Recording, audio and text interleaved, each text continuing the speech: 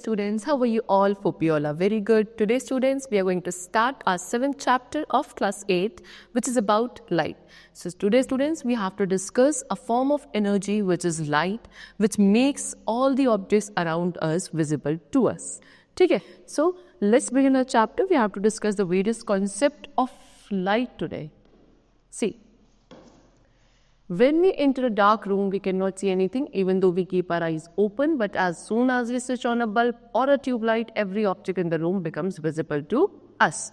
So why? The bulb of the tube light gives out an invisible energy called light. When this light falls on the object in the room, it reflects back from their surfaces. When this reflected light enters our eyes, the eyes sense it and send a message to the brain. The brain converts the message into the images of the object. Thus, we can see things around us only in the presence of light. Light is a form of energy that produces the sensation of vision.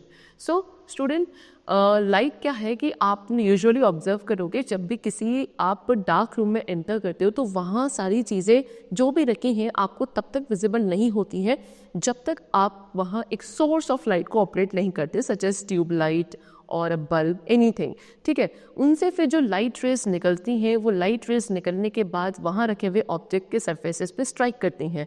Strike करके they fall, return, ठीक है ना, वो return में वापस आती हैं, return back and get enter into our eyes. हमारी आइज में एंटर करती हैं. हमारी आइज उन लाइट रेज को सेंस करके एक मैसेज हमारे ब्रेन तक फिर भेजती हैं. ब्रेन क्या करता है, उस मैसेज को एनालाइज करता है और फिर उस ऑब्जेक्ट की इमेज बनाता है. तब जाके हमको वो पर्टिकुलर ऑब्जेक्ट विजिबल होता है. दैट मीन्स कि कोई भी ऑब्जेक्ट आपको जो विजिबल है वो किसके थ्रू है, एक invisible form of energy light की वजह से है. तो light is a form of energy which makes the objects visible to us. Now reflection of light. Now what do we mean by reflection of light? So student, जब आप किसी एक mirror के सामने खड़े होते हो तो आपको अपनी इमेज दिखती है. एक्चुअल में वो इमेज जो आपको दिख रही है that is because of reflection of light only. See, the only way we can look at our own faces is by looking at the mirror. If there is no mirror, we can use a shiny metal surface. We can catch a glimpse of ourselves from the calm surface of water. When light falls on an object, the following things may happen to the light. It may be absorbed. It may come back to the same medium. The light may be reflected. It may be transmitted. The transmitted rays gives rise to the phenomena. So, सिर्फ एक अकेला ऐसा veg जिसके through हम क्या कर सकते हैं, हम अपनी इमेजेस को देख सकते हैं या फिर हम अपने फेस को देख पाते हैं, that is because of what, light only. ठीक है, या फिर मिरर. जब आप मिरर के सामने खड़े होते हो या किसी शाइनी मेटल सरफेस पे आप अपने फेस को देखने की कोशिश करते हो या आपको अपने फेस का एक थोड़ा बहुत ग्लिम्स जो है वो अंडर दी वाटर या on the surface of water आपको देखने को मिल सकता है. सो अब होता क्या है कि लाइट में कुछ फिनोमिना होते हैं जब वो किसी एक सोर्स से निकलकर किसी एक ऑब्जेक्ट पर फॉल करती है. क्या क्या, या तो बेटा वो वहाँ पे एब्जॉर्ब हो सकती है लाइट रेज, या वो सेम मीडियम में वापस आ सकती है, या रिफ्लेक्ट बैक हो सकती है, या ट्रांसमिट हो सकती है. अब ये ट्रांसमिटेड रेज ही होती हैं लाइट की जिसकी वजह से रिफ्लेक्शन ऑफ लाइट फिनोमिना निकलता है. So, mirror known as refraction. If most of the incident light after interacting with the boundary separating the two medium comes back in the same medium, the phenomena is called reflection and the boundary is called as a reflector or the reflecting surface. Hence, bouncing back of light after striking the surface in the same medium is called reflection. So, light rays को travel करने के लिए medium की requirement होती है. जब light rays किसी एक source से निकलकर आगे चलती हैं, मीडियम में ट्रैवल करती हैं और जब वो किसी एक ऑब्जेक्ट पर स्ट्राइक करेंगी, स्ट्राइक करने के बाद अगर वो ऑब्जेक्ट ओपेक होता है तो क्या होती है, लाइट रेज वापस अपने ओरिजिनल पाथ पे ट्रेस होती हैं. ठीक है, in the same medium, and this phenomena is known as reflection of light. ठीक है, वो जो सरफेस है जहाँ पे उसे स्ट्राइक किया उस सरफेस को रिफ्लेक्टिंग सरफेस कहा जाएगा. ठीक है, जिस बाउंड्री से वो वापस आ गई वो रिफ्लेक्टर कहा जाएगा और the process is known as, the whole phenomena is known as reflection of light.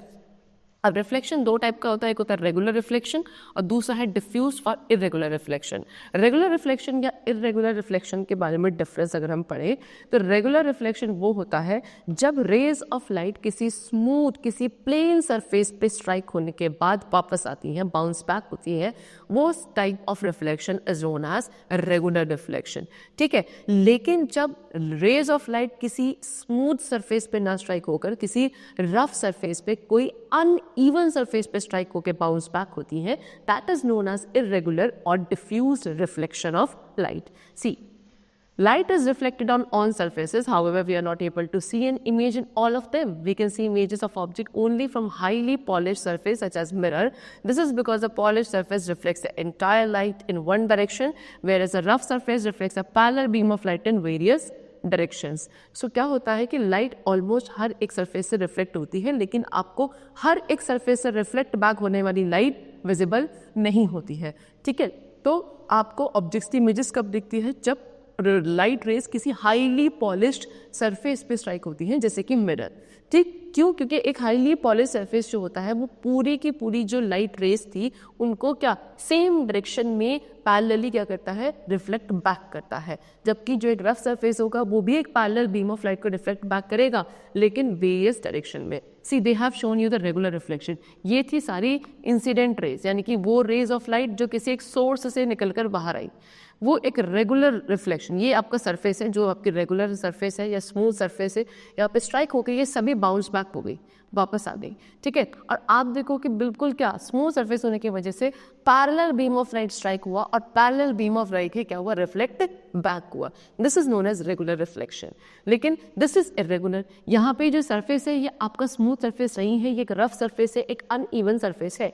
तो जो parallel beam of light incidentally आई थी वो क्या हो रही है? वो रिफ्लेक्ट बैक होती हैं, लेकिन in different direction, parallelly reflect back नहीं होती हैं। ठीक है, so the phenomena due to which a parallel beam of light travelling through a certain medium on striking a smooth highly polished surface bounces back from it as a parallel beam of light in one direction is called regular reflection of light, है ना। लेकिन the phenomena due to which a parallel beam of light travelling through a certain medium on striking a rough surface such as cardboard gets reflected in various directions on the same medium is called irregular or diffuse reflection of light. तो जब एक parallel beam of light किसी एक smooth surface को, मतलब एक medium में travel करके एक स्मूथ सरफेस पे स्ट्राइक करेगा और रिफ्लेक्ट बैक भी पैरेलली ही होगा, ऐसे रिफ्लेक्शन को रेगुलर रिफ्लेक्शन बोला जाएगा। लेकिन जब एक पैरेलल बीम ऑफ लाइट किसी एक इररेगुलर सरफेस पे स्ट्राइक होकर क्या होगा? इररेगुलरली डिफ्यूज हो जाएगा in various direction, that is known as irregular or diffuse reflection of light. Now we are having some laws of reflection. Laws of reflection, अभी हमने पढ़ा कि जब लाइट रेज किसी प्लेन स्मूथ सरफेस पे क्या करती है? स्ट्राइक करती है, तो वहाँ पे रिफ्लेक्शन ऑफ लाइट होता है। लेकिन वो रिफ्लेक्शन ऑफ लाइट कुछ सर्टेन लॉज ऑफ रिफ्लेक्शन को फॉलो करता है। दो लॉ ऑफ रिफ्लेक्शन होते हैं। एक्चुअल में क्या है? सबसे पहले वी हैव टू डिस्कस और अंडरस्टैंड दिस इमेज। सी, ये क्या है? मिरर है। मिरर क्या है? यहाँ पे एक रिफ्लेक्टिंग सरफेस। ठीक, अब किसी सोर्स ऑफ लाइट से क्या हुई? एक इंसिडेंट रे आई। What do we mean by incident ray? Incident ray वो रे होती है जो किसी सोर्स ऑफ लाइट से निकल कर आगे ट्रैवल करती है। ठीक है, फिर ट्रैवल करने के बाद क्या हुआ कि वो एक मिरर पे रिफ्लेक्टिंग सरफेस पे स्ट्राइक हुई। स्ट्राइक होने के बाद क्या हो करेगी? ऑब्वियस सी बात है, वो बाउंस बैक करेगी। ठीक है, वो बाउंस बैक करेगी, तो बाउंस बैक करने के बाद अब जो रे बाहर निकल कर आएगी that is known as reflected ray. यानी कि जो स्ट्राइक करती है उसे इंसिडेंट रे कहते हैं, स्ट्राइक करने के बाद जो बाहर निकलती है that is reflected ray. Okay, और इन दोनों के बीच में क्या होती है? एक इमेजिनरी लाइन होती है। See, this is the imaginary line which is perpendicular to the reflecting surface. क्या? रिफ्लेक्टिंग सरफेस के परपेंडिकुलर होती है। उस इमेजिनरी लाइन को नॉर्मल रे बोला जाता है। ठीक है, फिर ये जो इंसिडेंट रे है और जो नॉर्मल रे है, इनके बीच का जो एंगल है इसको बोला जाता है एंगल ऑफ इंसिडेंस। ठीक है, which is represented like this. And the angle which is there between normal ray and reflected ray, normal ray और reflected ray के बीच का जो एंगल है उसको बोलते हैं angle of reflection, which is represented like this.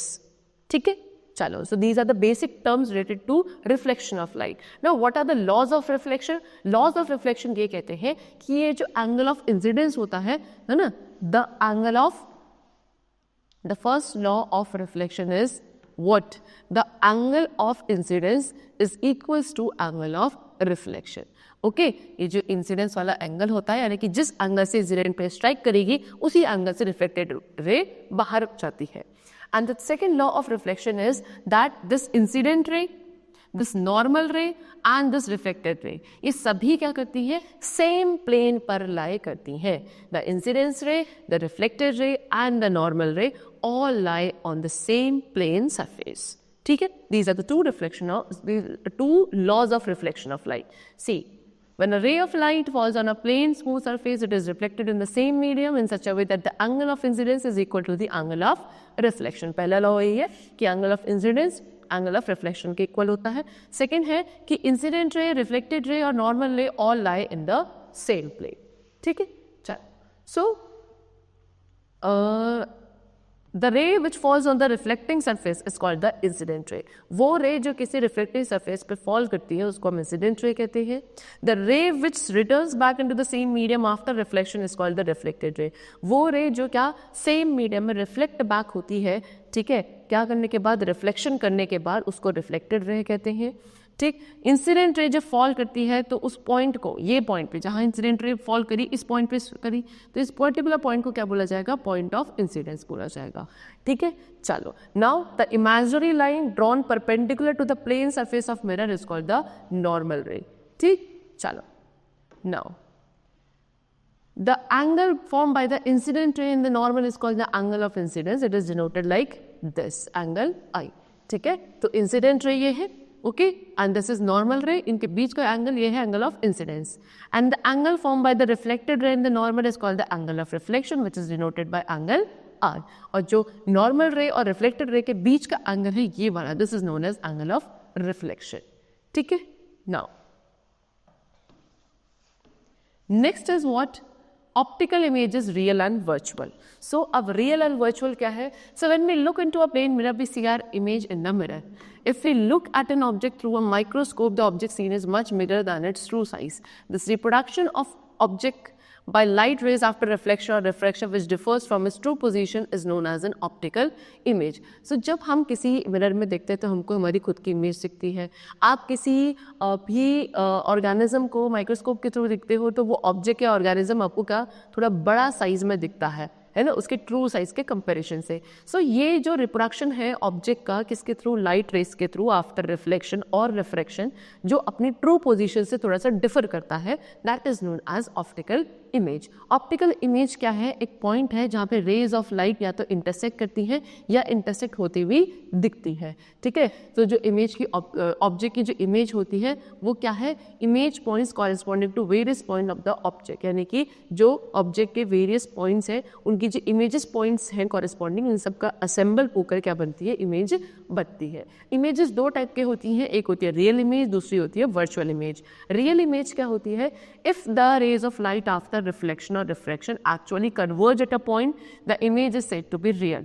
It can be obtained on a suitably placed screen. It is always inverted. The images of actors on the screen in a cinema hall are an example of real images. So they have given me the examples of what, जो आप movie theatre hall में जाते हो और वहाँ पे projectors के through आपको स्क्रीन पर मूवी देखने को मिलती है, एक्टर्स की इमेजेस मिलती है, ठीक है, that these are real images. Actual में जब रेज ऑफ लाइट क्या होती है, रिफ्लेक्शन या रिफ्रैक्शन के बाद जाकर एक पर्टिकुलर पॉइंट पे कन्वर्ज हो जाती है। बहुत सारे वेज से रेज ऑफ लाइट आई और जाके वो एक पर्टिकुलर पॉइंट पे कन्वर्ज हो गई, उसको वहाँ पे जो इमेज बनेगी दैट इज रियल इमेज। ठीक है, ये इस ऐसी इमेजेस को हम स्क्रीन पर ऑब्टेन कर सकते हैं। ये कैसी होती है, इन्वर्टेड, यानी कि उल्टी बनती है, और ठीक है ये हमेशा, they are always inverted. Okay, next is virtual image. If the rays do not actually meet after reflection but appear to meet when produced backward, the image is virtual. The virtual image can be photographed but it cannot be taken on a screen. It is an erect image. The image of our face in a plane mirror is an example of virtual image. So, जब जो reflected rays निकलती हैं बाहर, है ना, वो आपको emerge मतलब आगे चल के कॉन्वर्ज होती हुई नहीं दिखती, लेकिन अगर आप उन्हें क्या पीछे क्या करो, स्ट्रेच करके लाओ, एक्सटेंड करके लाओ, और तब जाके वो एक पर्टिकुलर पॉइंट पे आपको मर्ज होती हुई दिखती है, उस पर जो इमेज बनेगी दैट इज वर्चुअल इमेज। ठीक है, वर्चुअल इमेज को हम स्क्रीन पर ऑब्टेन नहीं कर सकते हैं, ये इरेक्ट होती हैं यानी कि अपराइट सीधी होती हैं।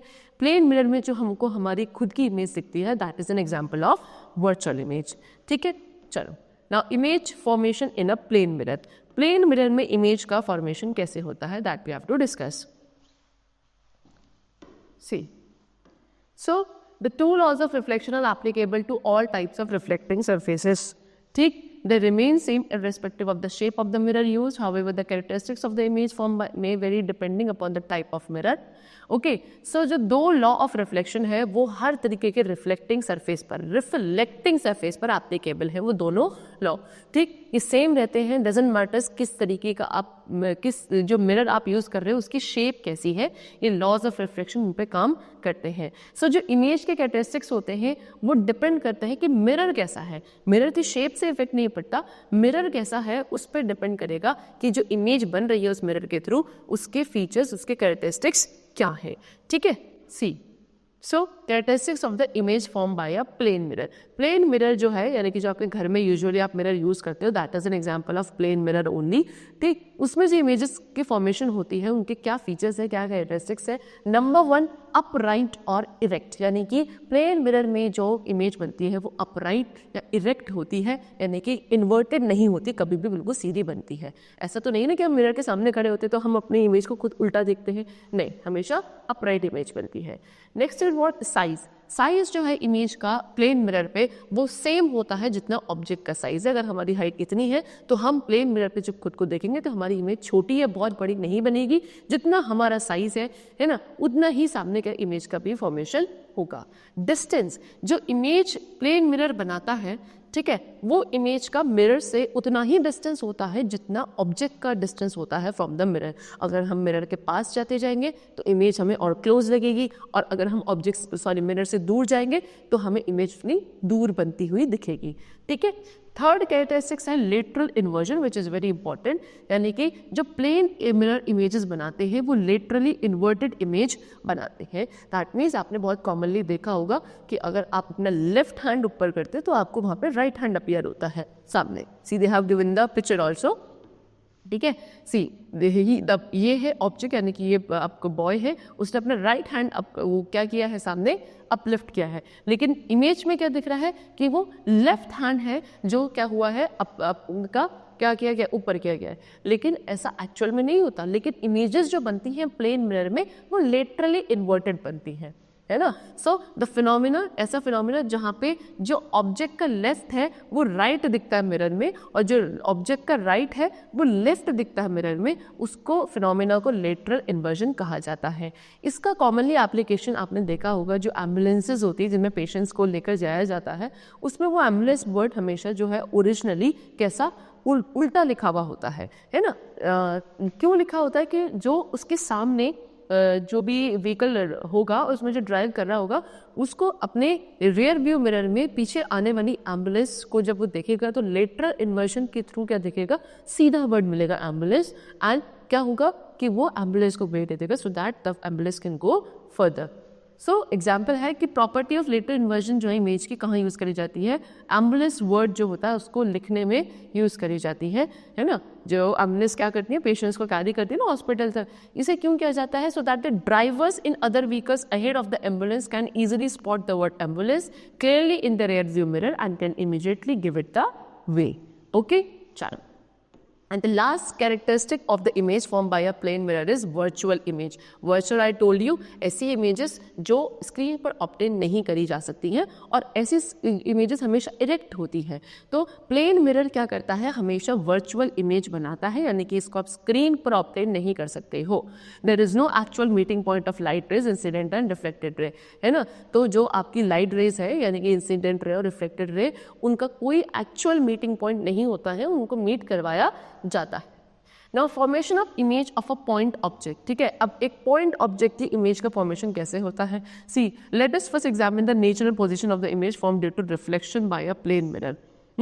तो आपसे बोल रहे हैं क्या कि पहले हम इमेज जो फॉर्मेशन होता है उसका हम नेचुरल पोजीशन प्लेन मिरर से एक बार पढ़ ले. So let M dash represent the reflecting surface. So M dash क्या है यहाँ पे, ये रिफ्लेक्टिंग सरफेस है ना, एक प्लेन मिरर का. O be a point object place in front of it shown as in the figure. O क्या है, एक ऑब्जेक्ट है, पॉइंट ऑब्जेक्ट है जो उस मिरर के सामने रखा हुआ है. O N B the incident ray on the mirror. O N क्या है, इंसिडेंट रे है. ठीक है, एंड कौन से पॉइंट पे, एन पॉइंट पे, यानी कि एन क्या है आपका इंसिडेंस पॉइंट है, point of incidence, let it be reflected along N R, ठीक है। फिर इसके बाद वो रिफ्लेक्ट बैक होगा, तो रिफ्लेक्ट बैक होकर किस में जाएगा, आपका एन आर में जाएगा, ठीक है। ऐसे होके ऐसे कुछ जाया जाएगा, ठीक। So here N N is a normal, N N क्या है, यहाँ पे आपकी नॉर्मल रे बनाई गई है, किससे बनाई गई है, पॉइंट ऑफ इंसिडेंस से। एंगल ओ एन एन क्या है, एंगल ऑफ इंसिडेंस है। Angle N dash N R क्या है, एंगल ऑफ रिफ्लेक्शन है। फिर एक और रे है ओ सी जो आपके नॉर्मली फॉल कर रही है मिरर पे, ठीक है। तो वो क्या करेगी, अपने ओरिजिनल पाथ को रिट्रेस करेगी आफ्टर रिफ्लेक्शन। सो जो रिफ्लेक्टेड रेज निकलेंगी सी ओ और एन आर वो डाइवर्जेंट रेज हैं, और अगर हम इन दोनों रेज को ऐसे पीछे खींच के ले जाएंगे पीछे की तरफ, तो वो इंटरसेक्ट करेंगे किसी एक पर्टिकुलर पॉइंट आई पर। तो दैट मीन्स आई क्या है, वर्चुअल इमेज हो गई उस पॉइंट ओ पर। तो अब आप ओ आई को आप मेजर ज्वाइन कर दीजिए और फिर ओ सी और सी आई को मेजर कीजिए, तो आपको दिखेगा कि दोनों ही जो रेज है वो इक्वल है। दैट मीन्स वो लाइन जो ऑब्जेक्ट और इमेज जो परपेंडिकुलर पड़ रही है उन रेज को क्या करेगी, ज्वाइन करेगी। तो इमेज क्या होंगी, आपको बहुत पीछे दिखेगी मिरर से, है ना। तो ऑब्जेक्ट तो बहुत पास है मिरर के, लेकिन इमेज बहुत पीछे दिखेगी। फिर formation of image of N extended object, एक एक्सटेंडेड ऑब्जेक्ट की जो इमेज फॉर्मेशन होती है वो कैसी होती है, तो एक्सटेंडेड ऑब्जेक्ट है मतलब बिगर ऑब्जेक्ट, उसको क्या माना जाता है, it can be considered to be made up of very large number of point object. यानी कि एक पॉइंट ऑब्जेक्ट तो छोटा सा हो गया, लेकिन एक्सटेंडेड ऑब्जेक्ट को आप क्या दे सकते हो कि जब बहुत सारे पॉइंट ऑब्जेक्ट्स को ज्वाइन कर दिया जाए, वहाँ पे आप कह सकते हो कि वो एक एक्सटेंडेड ऑब्जेक्ट माना जाएगा।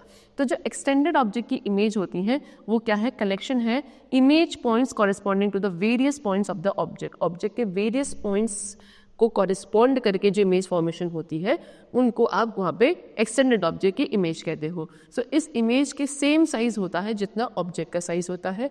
Where do you think this image is, on the mirror और बिहाइंड द मिरर, ठीक है। सो ये कहाँ पे होगी, ऑन द मिरर या बिहाइंड द मिरर। सो ये कहाँ पे होती है, आपके मिरर के कहाँ, ऑन द मिरर होती है। चलो नाउ multiple images पे आते हैं ना, the concept is of multiple images. So what happens when the image is formed using two mirrors? अगर आप दो मिरर को यूज करके इमेज फॉर्मेशन करते हो तो क्या होता है, देखो जब दो plane mirrors are placed side by side so that the two mirrors make an angle to each other, then many images are formed in the mirror. कुछ इस तरीके से जब आप दो प्लेन मिरर को साइड बाय साइड ऐसे join कर देते हो, ठीक है, तो दोनों मिरर्स क्या करते हैं, एक दूसरे पे इंक्लाइंड होके एंगल का फॉर्मेशन करते हैं, ठीक है। तो वहाँ पे आपको इस तरह के बहुत सारी इमेजेस फिर बनती हुई दिखती हैं। ये क्यों होता है, रिफ्लेक्शन हो रहा है उन दोनों ही प्लेन मिरर्स के बीच में, इस वजह से। तो द नंबर ऑफ इमेजेस होंगी वो डिपेंड करेंगी कि जो एंगल बन रहा है किसके, उन दोनों मिरर्स के बीच में, and changes each time the angle is change, ठीक है। जितनी बार आप एंगल चेंज करोगे उतनी बार इमेजेस चेंज हो जाती हैं। तो दोनों मिरर जो प्लेन मिरर्स आपने एक दूसरे पे इंक्लाइन करके रखे हैं, है ना, ज्वाइन करके रखे हैं, उनके बीच में कितना एंगल बन रहा है उस पर डिपेंड करेगा कितनी नंबर ऑफ इमेजेस बनेगी। तो नंबर ऑफ इमेजेस कैसे निकाला जा सकता है, 360 upon angle between the mirror, ठीक है। तो 360 तो आपका हो गया आपका कंप्लीट एंगल, देन कितना एंगल है दोनों मिरर्स के बीच में उससे आप डिवाइड करोगे, देन यू विल गेट कि how many number of images are going to formed. So let us now find out the number of images formed when two plane mirrors are kept parallel to each other at a distance. यानी कि जब दो plane mirrors को आपने एक दूसरे के क्या रखा है, पैरेलल रखा है, तो कितने बनते हैं। तो ये चीज़ जानी है कि एंगल जो है दोनों पैरेलल मिरर के बीच में कितने का होना चाहिए, 0 डिग्री का एंगल होना चाहिए। तो वहाँ पे क्या होगा, आपका मल्टीपल रिफ्लेक्शन होगा। Now we have to discuss about multiple reflection के क्या एप्लीकेशन। सबसे पहले है कैलाइडोस्कोप। कैलाइडोस्कोप क्या है, see you might have played with a kaleidoscope and be amazed to see the beautiful and colourful patterns formed by it. A kaleidoscope is an illustrative example of multiple reflection from plane mirrors kept joint to each other at fixed angle, ठीक है। सो आपने देखा होगा, usually आप बचपन में कभी kaleidoscope से खेले होंगे और आपने देखा होगा वहाँ पे अंदर बहुत सारी ब्यूटीफुल और मल्टीपल इमेजेस बनती है कलरफुल पैटर्न में, ठीक है। सो कैलाइडोस्कोप क्या है, एक मल्टीपल रिफ्लेक्शन ऑफ लाइट का बहुत ही इलस्ट्रेटिव एग्जाम्पल है ना। उनमें क्या है, अंदर जो प्लेन मिरर्स होते हैं वो एक दूसरे के क्या रखे होते हैं, जॉइंटली रखे होते हैं एक फिक्स्ड एंगल पर, ठीक है।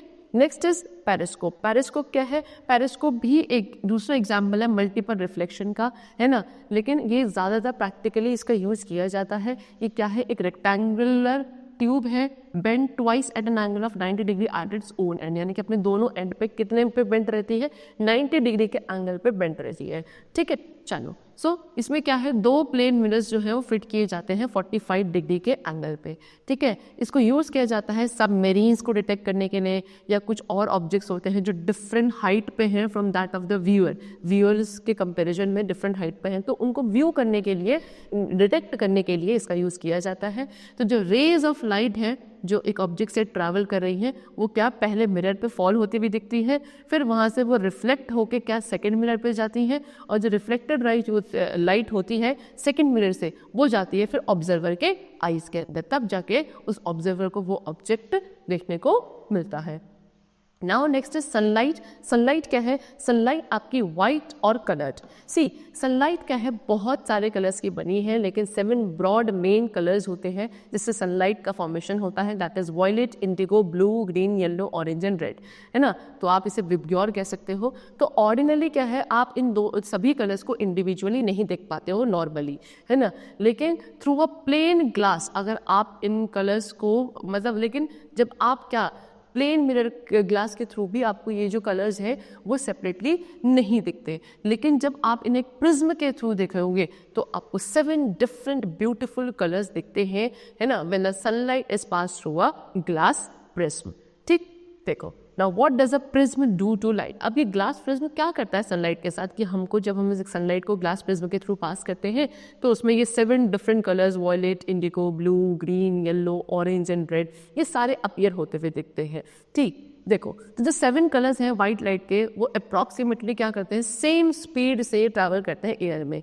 बाकी सब मटेरियल्स में वो डिफरेंट स्पीड से ट्रैवल करते हैं। तो जब ये वाइट लाइट या सनलाइट किसी ग्लास प्रिज्म के थ्रू पास होती है ना, और एक सर्टेन एंगल ऑफ इंसिडेंस पे स्ट्राइक होती है, तो इससे जो पाथ है वो वाइट स्क्रीन के थ्रू स्टॉप कर दिया जाता है, जिसकी वजह से एक रेंज ऑफ कलर्स, यानी कि ये 7 कलर्स का जो एक बैंड है which is known as spectrum of light, वो हमें देखने को मिलता है स्क्रीन पर, है ना। जैसे ही जो लाइट है प्रिज्म के थ्रू पास करेगी वो क्या हो जाती है, बेंड हो जाती है, क्योंकि मीडियम जो है चेंज हो जाता है। मीडियम चेंज होने से क्या होता है, जितने भी कलर्स हैं वो सेम एक्सटेंट तक बेंड नहीं होते हैं, है ना, और बेंड ना होने की वजह से आपको वो सारे आगे चलकर डिस्पर्स होते हुए दिखते हैं, है ना। सबसे ज़्यादा वॉयलेट कलर होता है, सबसे ज़्यादा बेंड होता है, और रेड कलर सबसे लीस्टली बेंड होता है।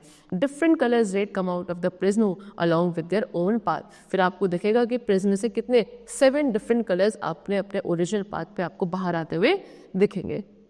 सो जो स्पेक्ट्रम होता है वो हमें क्या दिखाता है, बैंड ऑफ 7 कलर्स दिखाता है, जिसमें रेड कलर से स्टार्ट होकर वो कहा जाता है, उसके ऊपर ऑरेंज, फिर येलो, फिर वॉयलेट लाइट जो होती है सबसे बॉटम में होती है।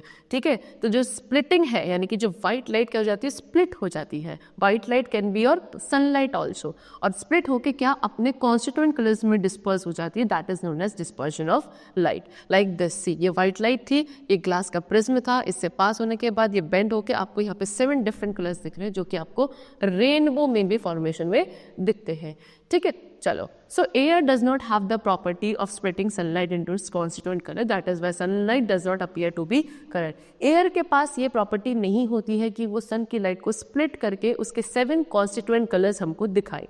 इसीलिए जब सनलाइट एयर के through, air as a medium के थ्रू ट्रैवल करती है तो आपको वो कलर्ड नहीं दिखती, वो आपको कैसी दिखती है, वाइट लाइट दिखती है।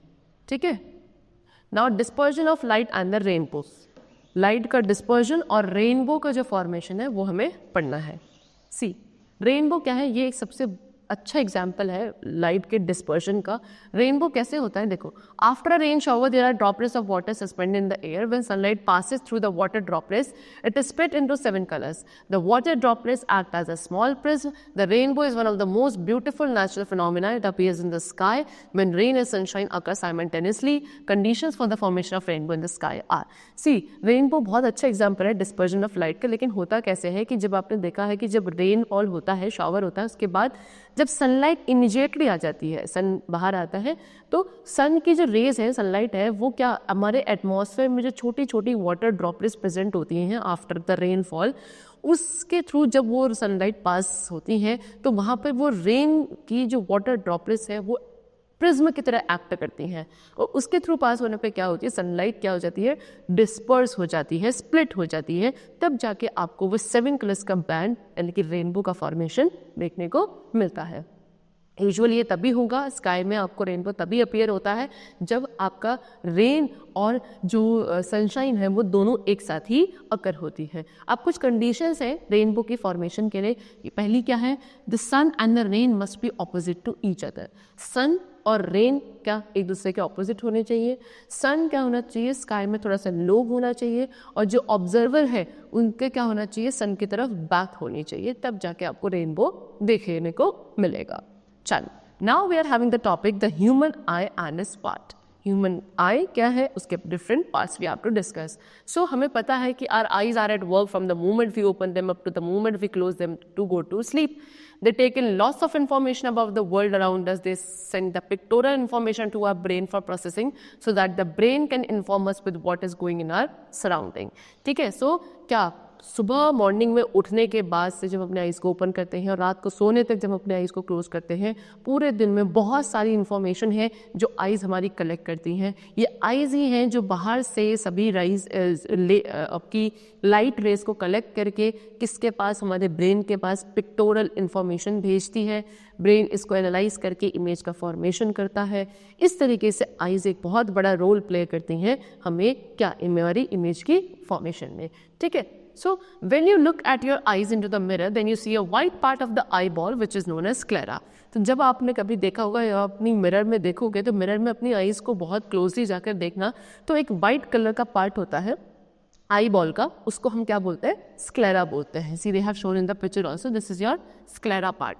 ठीक, फिर उसके बाद ये क्या है, स्क्लेरा एक टफ आउटर कवरिंग कोटिंग है आई की, है ना। फिर उसके बाद the thin pink thread like tubes known as blood vessels which deliver the blood to the sclera.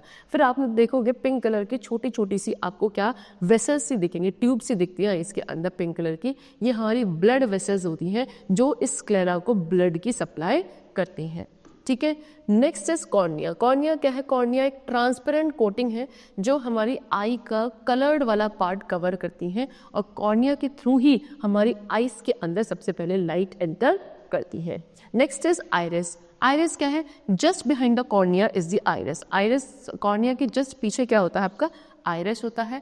Iris coloured वाला पार्ट, आपने देखा होगा सेंटर में क्या है, कलर्ड वाला पार्ट है, किसी का ब्लैक किसी का ब्राउन, है ना, that is known as iris. Okay, so iris के अंदर क्या होते हैं, छोटी छोटी मसल्स होती हैं जो क्या कंट्रोल करती हैं, ये कंट्रोल करती हैं कि हमारी आइज के अंदर कितना अमाउंट ऑफ लाइट एंटर करेगा, है ना, जो opening and closing the hole in its centre, this is known as a प्यूपिल।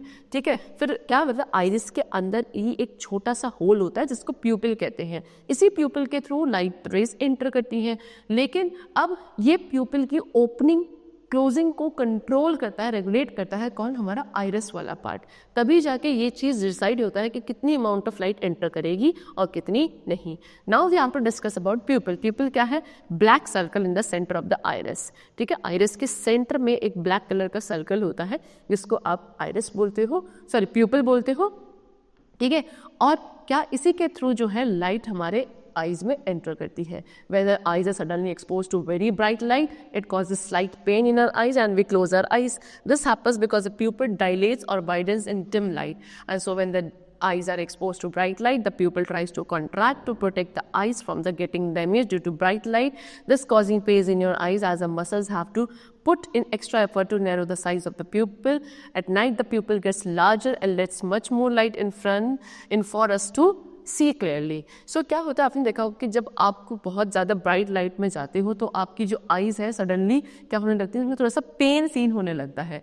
क्यों, क्योंकि हमारी आईज़ में इतनी ज़्यादा ब्राइट लाइट अगर एकदम से एंटर करती है, हम डिम या फिर एक डार्क रूम में तो एकदम से जब बहुत ब्राइट कलर में कहीं जाते हैं, ब्राइट लाइट में जाते हैं, तो हमारी आईज़ में स्ट्रेन पड़ता है क्योंकि मसल्स को ज़्यादा एफर्ट लेना पड़ता है उस प्यूपिल के साइज़ को क्या करने के लिए, कम करने के, सो दैट बाहर से कम अमाउंट ऑफ लाइट हमारी आईज़ के अंदर एंटर करे और हमारी आईज़ क्या ना हो, डैमेज ना हो। फिर जब आप बहुत ब्राइट लाइट से एकदम से डिम रूम में जाते हो जहाँ पे लाइट बहुत कम है, तो फिर आपको फिर आपकी मसल्स को क्या करना पड़ता है, खुद को कॉन्ट्रैक्ट एक्सपेंड करना पड़ता है सो दैट आपके प्यूपिल का साइज़ क्या हो, ब्रॉड हो और ज़्यादा से ज़्यादा अमाउंट ऑफ लाइट आपके आईज़ के अंदर एंटर कर सके। यूजुअली ये नाइट टाइम में हमारा अपने आप प्यूपिल का साइज़ क्या हो जाता है, एक्सटेंड हो जाता है, क्योंकि रात में अमाउंट ऑफ लाइट क्या हो जाती है, कम हो जाती है, तो लाइट रेस को ज़्यादा एंटर करना ज़रूरी होता है so that the images can be formed.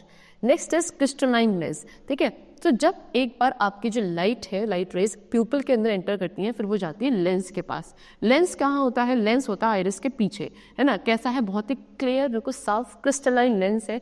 इस लेंस का फंक्शन होता है कि to focus light rays on the back of the eyeball known as retina. Eyeball के पीछे एक स्क्रीन होती है, ठीक है, जिसको हम रेटिना कहते हैं, और रेटिना पे ही इमेज का फॉर्मेशन होता है।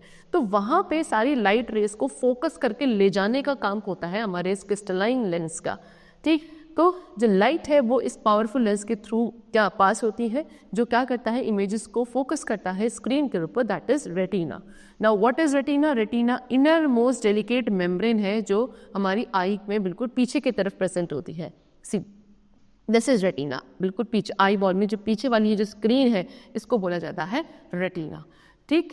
नाउ इसमें मिलियंस ऑफ सेल्स होते हैं, rod sales and cone cells, जो कि सेंसिटिव होते हैं टुवर्ड्स लाइट। कोन सेल्स किसके टुवर्ड्स सेंसिटिव होता है? कलर्स के टुवर्ड, और रॉड सेल्स होते हैं लाइट की इंटेंसिटी के लिए, ठीक है। रॉड सेल का काम होता है कि वो हमें डिम लाइट में भी देखने में हेल्पफुल करता है, और कोन सेल्स का काम है कि आप जो डिफरेंट कलर्स देख पाते हो, है ना, वो किसकी वजह से?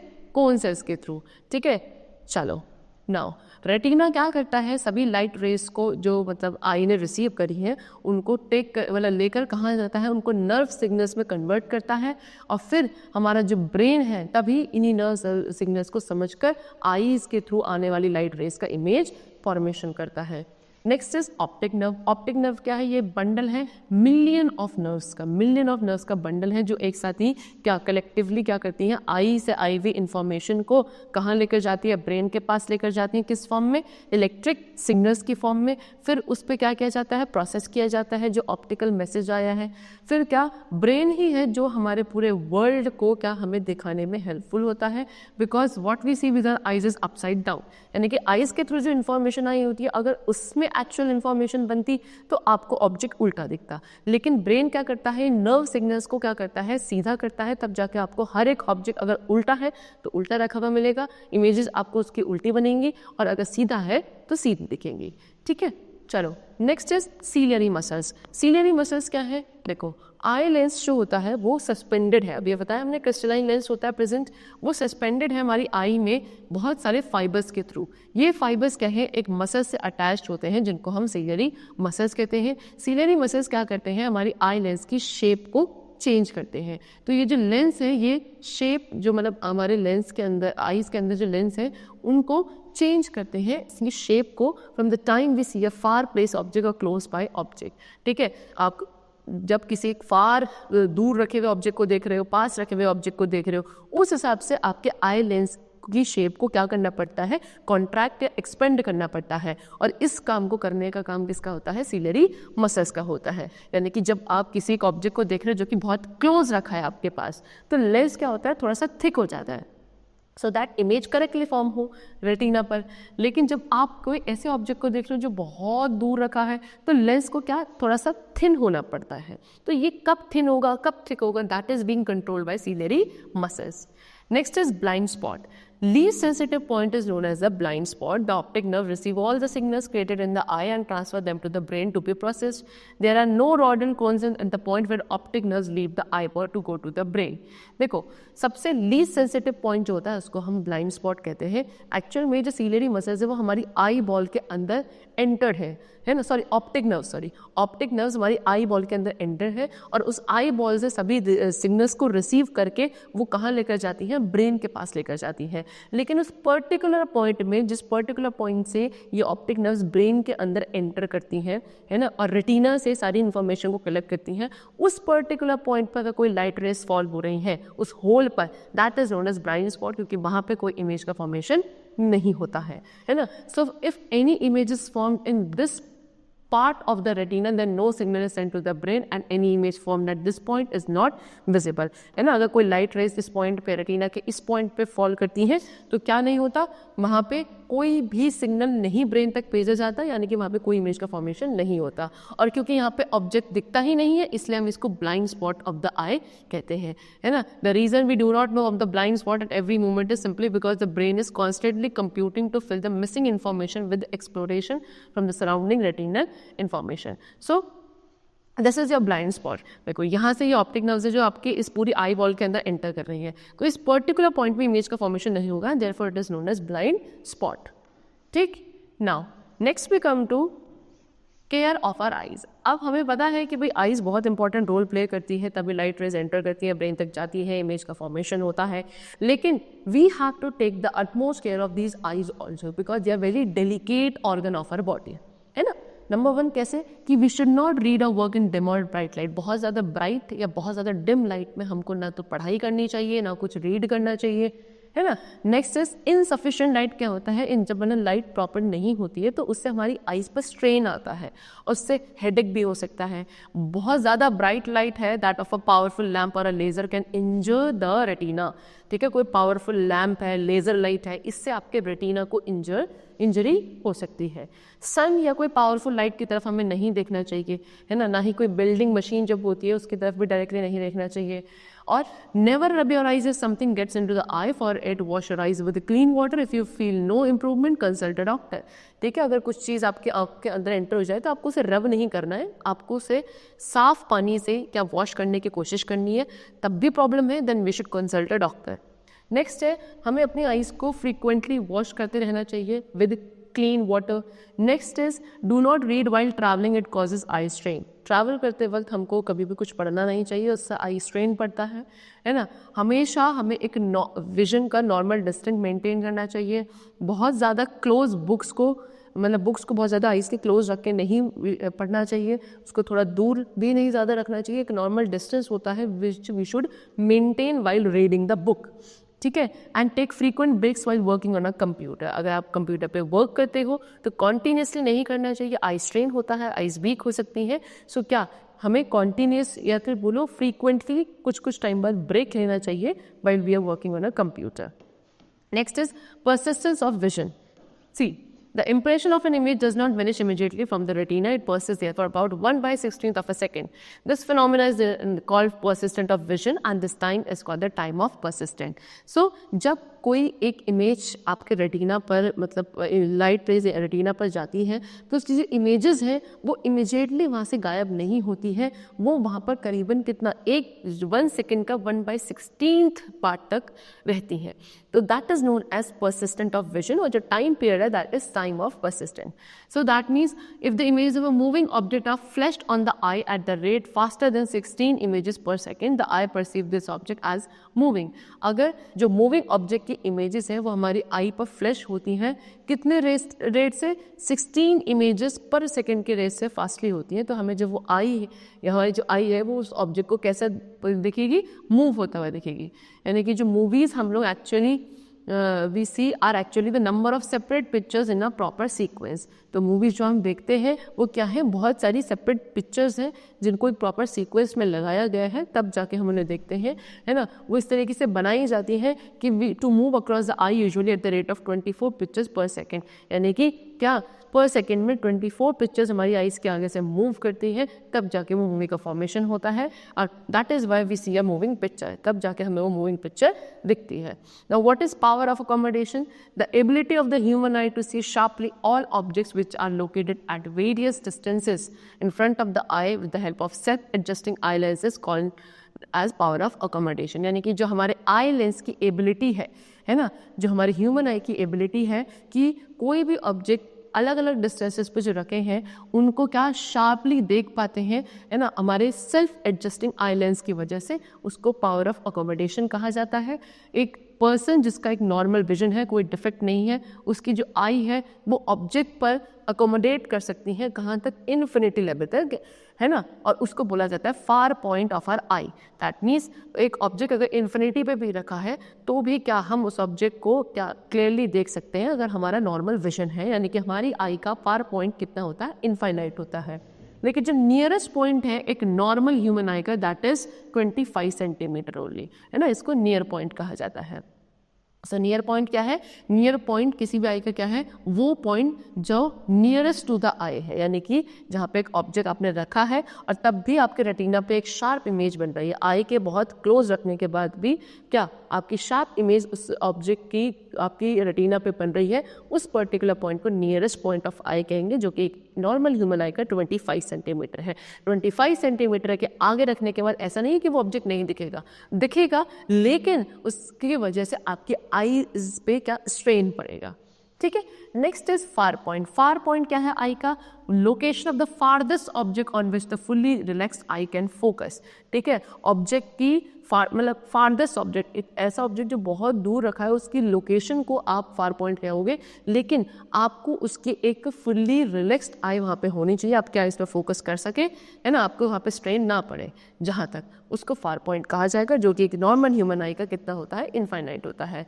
Next is defects of vision. So एक नॉर्मल आई क्या होगी? जो ऑब्जेक्ट को चाहे आपका इन्फिनिटी पे रखा हो, लीस्ट डिस्टेंस पे रखा हो, है ना, इनके बीच में कहीं भी रखा हो, फार पॉइंट और लीस्ट डिस्टेंस के बीच में कहीं भी रखा हो और आप उसको क्लियरली देख पा रहे हो, दैट मीन्स आपकी नॉर्मल आई है। लेकिन कोई भी ऐसी आई जो इन ऑब्जेक्ट को, इन दो पोजीशन के बीच में रखे हुए ऑब्जेक्ट पे कहीं पे भी आपको क्लियरली वो ऑब्जेक्ट नहीं दिख रहा है, दैट मीन्स आपकी आई में क्या हो चुका है? डिफेक्ट हो चुका है, आपका विजन डिफेक्टिव हो चुका है। सो एक आई मेनली दो टाइप्स के उसमें डिफेक्ट्स होते हैं। एक होता है मायोपिया, जिसको शॉर्ट साइटेडनेस कहा जाता है, and the second is hypermetropia, which is long sightedness. Myopia क्या होता है? मायोपिया एक ऐसा डिफेक्ट ऑफ आई है जहाँ पे हम फार यानी कि दूर के रखे हुए ऑब्जेक्ट्स को क्लियरली नहीं देख पाते हैं, पास रखे हुए हमको क्लियरली दिखते हैं, है ना, यानी कि सिर्फ नियरर ऑब्जेक्ट्स क्लियरली दिखते हैं, तब वहाँ पे आई में जो डिफेक्ट है that is known as myopia. Myopic eye क्या होगी? जो सिर्फ नियर बाय ऑब्जेक्ट्स को क्लियरली देख सकती है, डिस्टेंट ऑब्जेक्ट को नहीं देख पाती। सो वो point beyond which object can not be screen is called the far point, यानी कि जितने दूर तक आपको साफ दिख रहा है कोई ऑब्जेक्ट, वो आपका फार पॉइंट है। उसके बाद अगर और दूर ऑब्जेक्ट जाता है, आप नहीं देख पा रहे हो, because we are suffering from myopic defect, that means वो पर्टिकुलर पॉइंट जहाँ तक आपको क्लियरली दिख रहा था, that is your far point. तो फार पॉइंट जो है नॉर्मल आई का वो इन्फिनिटी होता है, लेकिन मायोपिक आई का इन्फिनिटी नहीं होता है, बल्कि वो डिस्प्लेस हो जाता है थोड़े से शॉर्टर डिस्टेंस पे ही। ठीक है, सो जो डिस्टेंस ऑब्जेक्ट्स होते हैं वो क्लियरली नहीं दिखते हैं। इसके रीज़न क्या है? पहला, आई बॉल इलोंगेट हो जाना। ठीक है, जो डिस्टेंस है किसके बीच में? आई लेंस और रेटिना के बीच का जो डिस्टेंस है वो इंक्रीज हो जाता है ना। तो जो डिस्टेंस जब ज़्यादा हो जाता है तो फोकल लेंथ जो है लेंस की वो ज़्यादा होने लगती है। इसकी वजह से आई लेंस क्या है? एक शार्प इमेज नहीं बना पाते हैं एक डिस्टेंट ऑब्जेक्ट की जो आपके रेटिना पर। तो इमेज जो होती है वो आपके आई से मतलब रेटिना से आगे ही बन जाती है, तो इमेज आपको क्लियरली नहीं दिखती है। या फिर सेकंड रीजन है, जब आई लेंस की जो फोकल लेंथ है वो शॉर्ट हो चुकी है, तब वो एक डिस्टेंट ऑब्जेक्ट की क्या नहीं बना पाएगा? एक शार्प इमेज नहीं बना पाएगा ऑन द रेटिना। ठीक है, चलो फिर मायोपिक आई को कैसे करेक्ट किया जा सकता है? तो मायोपिक आई या फिर शॉर्ट साइटेड आई को करेक्ट किया जा सकता है एक डाइवर्जेंट लेंस को यूज करके, of using suitable focal length. Suitable focal length का यानी कि जिस भी तरीके का जितनी भी आई वीक है मायोपिक में, है ना, उतनी फोकल लेंथ का concave lens, divergent lens use करा जाएगा। ठीक है, सो जो लेंस डाइवर्ज करते हैं रेस, मतलब लेंस का काम क्या होता है फिर ये वाले लेंस का, कि वो रेस को डाइवर्ज करता है जैसे वो उसके अंदर एंटर करती हैं, सो दैट जो रेस है वो जाके फिर कहाँ? अपने आप रेटिना पे जाकर फोकस हो जाती हैं। Next is hypermetropia. Hypermetropia is the opposite, यानी कि यहाँ पे आपको डिस्टेंस ऑब्जेक्ट क्लियरली दिखते हैं लेकिन नियर बाय ऑब्जेक्ट्स क्लियरली नहीं दिखते हैं, यानी कि सिर्फ जहाँ डिस्टेंस ऑब्जेक्ट क्लियरली दिखेंगे वहाँ पे हाइपरमेट्रोपिया होगा। हाइपरमेट्रोपिक आई डिस्टेंस ऑब्जेक्ट्स को क्लियरली देख पाती है लेकिन नियर बाय ऑब्जेक्ट्स को क्लियरली नहीं दिखती। तो जो नियर पॉइंट होता है वो क्या हो जाता है? अब 25 सेंटीमीटर से ज़्यादा हो जाता है। वैसे तो एक नॉर्मल ह्यूमन आई का क्या है आपका जो नियर पॉइंट है दैट इज 25 सेंटीमीटर, लेकिन जो एक हाइपरमेट्रोपिक आई होगी उसका जो नियर पॉइंट है वो 25 सेंटीमीटर से ज़्यादा होगा, जिसकी वजह से क्या पास रखी हुई चीज़ों को पढ़ना या देखना थोड़ा सा डिफिकल्ट हो जाता है।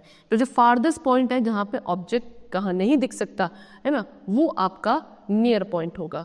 सो if the object lies at the point nearer than this point the image is not formed on the retina. अब हाइपरमेट्रोपिया के क्या क्या रीज़न हो सकते हैं? सो नंबर 1 रीज़न क्या है कि आई बॉल क्या हो चुकी है, छोटी हो चुकी है. तो आई लेंस और रेटिना के बीच का डिस्टेंस क्या हो जाता है, कम हो जाता है, जिसकी वजह से जो नियर बाय ऑब्जेक्ट्स होते हैं उनकी इमेज कहाँ बनती है, रेटिना के कहीं पीछे जाके बनती है. और रेटिना क्या फोकस पे नहीं होता है तो इमेज आपको ब्लर दिखती है. दूसरा रीज़न है जब आई लेंस की फोकल लेंथ बहुत ज़्यादा हो जाती है, जिससे क्या नहीं बन पाती, एक शार्प इमेज नहीं बन पाती है रेटिना पर, है ना. तो वहाँ पे भी इमेज आपकी कैसी हो जाती है, ब्लर हो जाती है. कैसे ऑब्जेक्ट्स की, नियर बाय ऑब्जेक्ट्स की.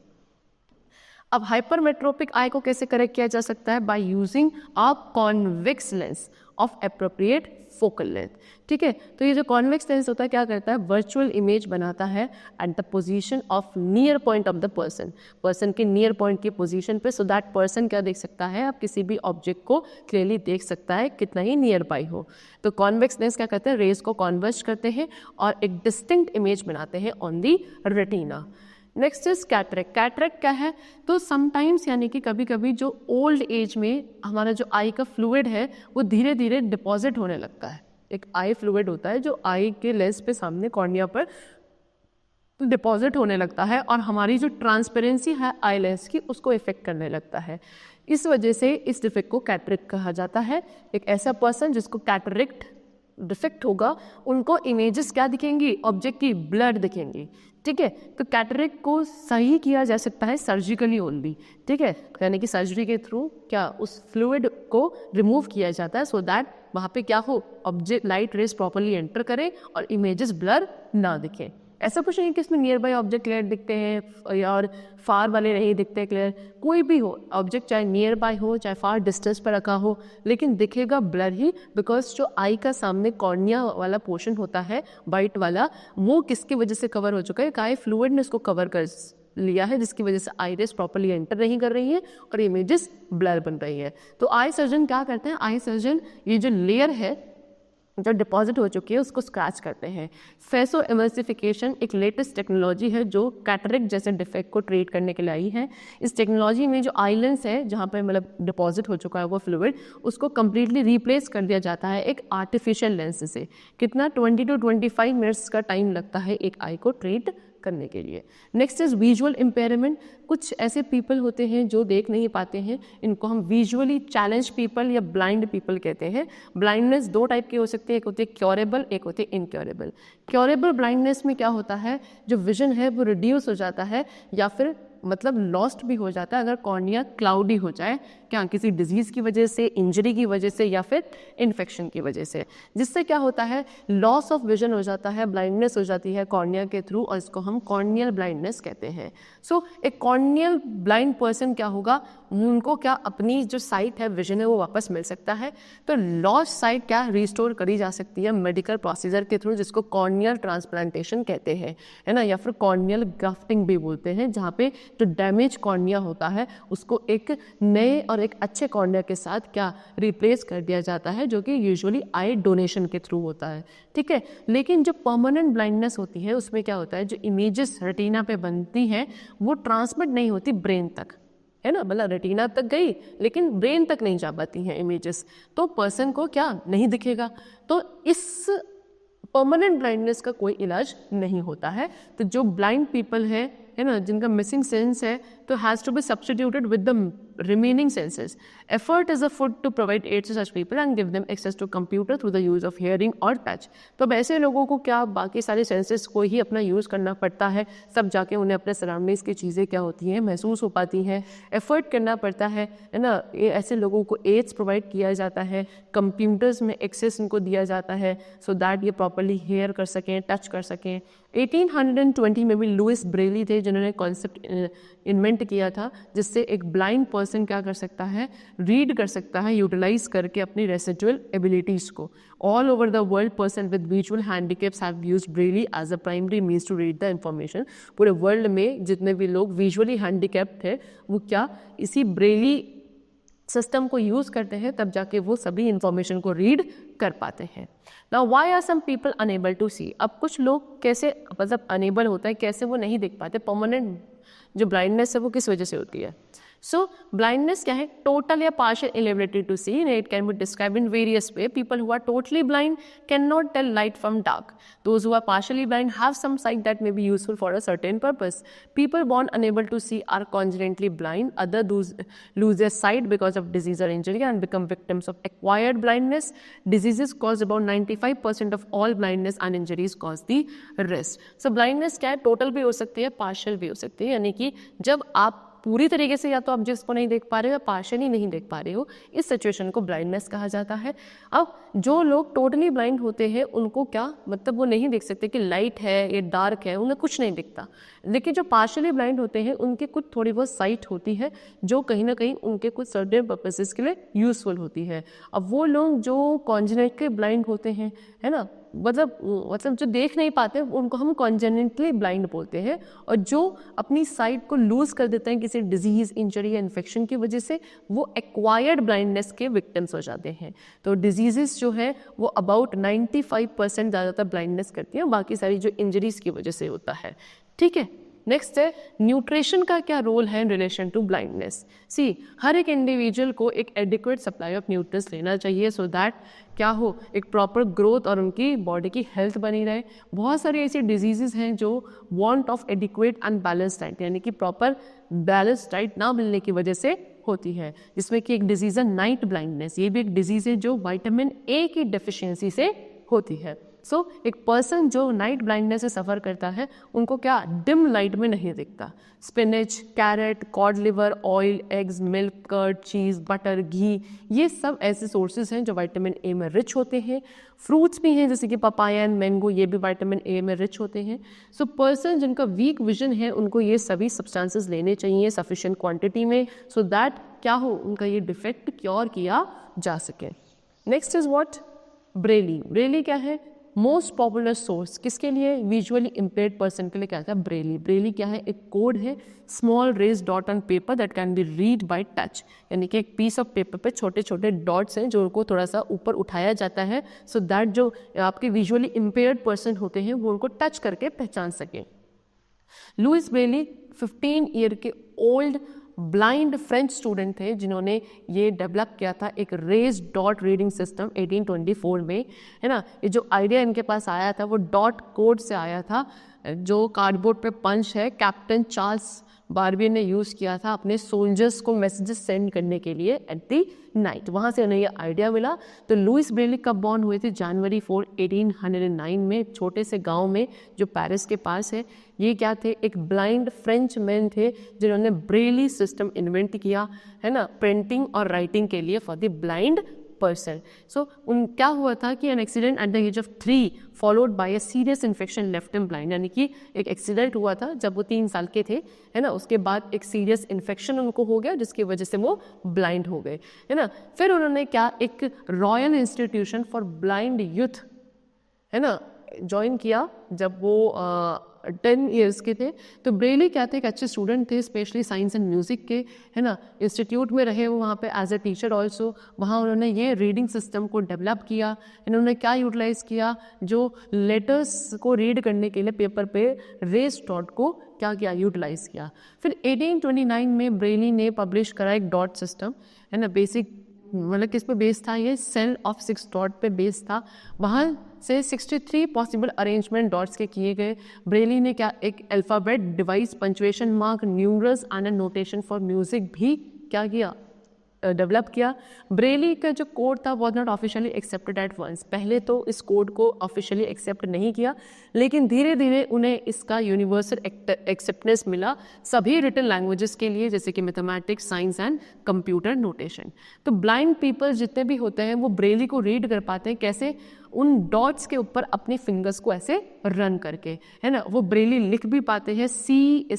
6 की मशीन जो होती है एक ब्रेली राइटर, उसके थ्रू, है ना, या फिर स्टाइलस के थ्रू एक स्मॉल मेटल या प्लास्टिक के स्लिप पे. सर जो ब्रेली की बुक्स हैं वो भी क्या प्रेस्ड है मेटल प्लेट से, उनके जो कैरेक्टर्स हैं उनको स्टेम किया गया है दोनों ही साइड पे पेपर के, किसके थ्रू, एक मेथड के थ्रू जिसे हम इंटर पॉइंटिंग कहते हैं।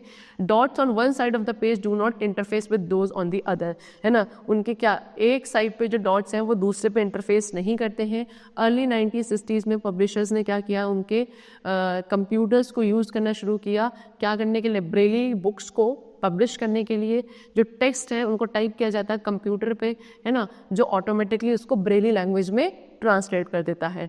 कंप्यूटर फिर क्या करता है, उसको ट्रांसफ़र करता है रेस्ड ब्रेली फिगर्स में एक पेपर के ऊपर या फिर मेटल के प्लेट्स के ऊपर, सो दैट उसको प्रेस करके यूज़ किया जा सके।